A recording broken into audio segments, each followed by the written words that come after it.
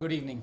Shamelessly following Beijing's order on Arunachal, on COVID, on Galwan.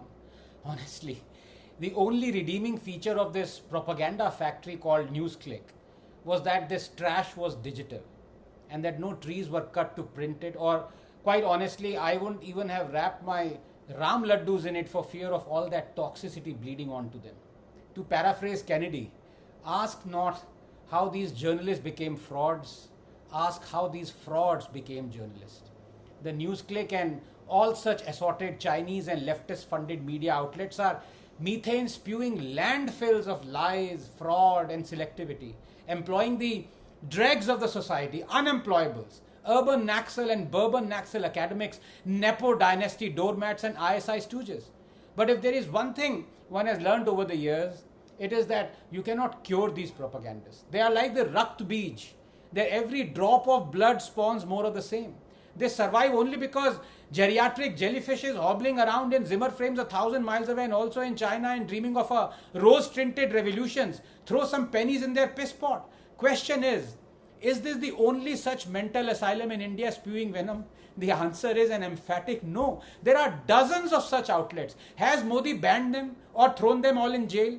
The answer is again no. In fact, NewsClick is a kindergarten crash compared to what a Chennai-based Gobi Manchurian dishes out every day.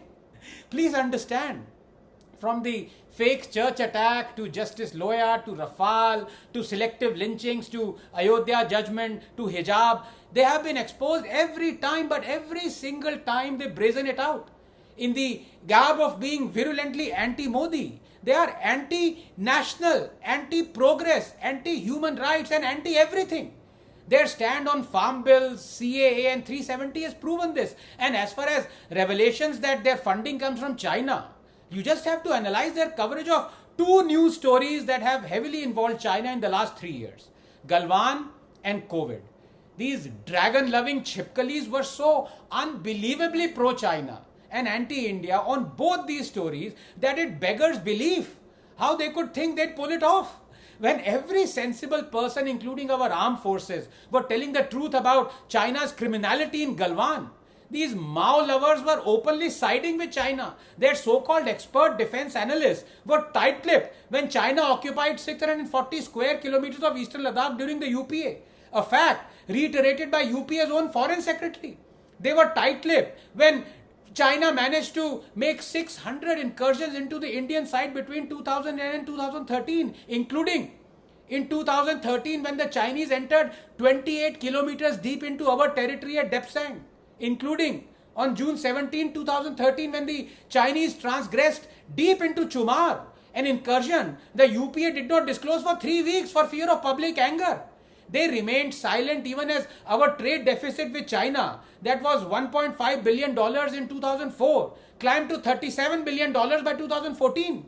NewsClick's analysts were then saying that Galwan, the same Galwan that Modi was being accused of losing to China, that same Galwan was under Chinese occupation before 2014 as, quote, since the 1962 war, China has extended its control over the entire Galwan river, unquote.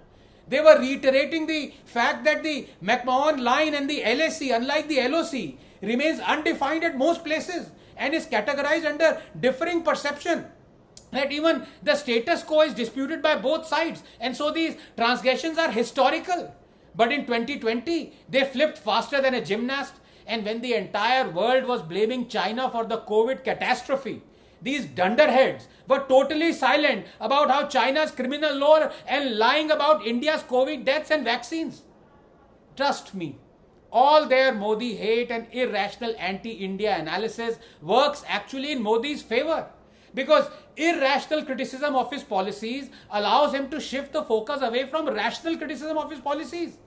And these fools will never get this because they don't realize that you can run hate on journalism, but you can't run journalism on hate for too long.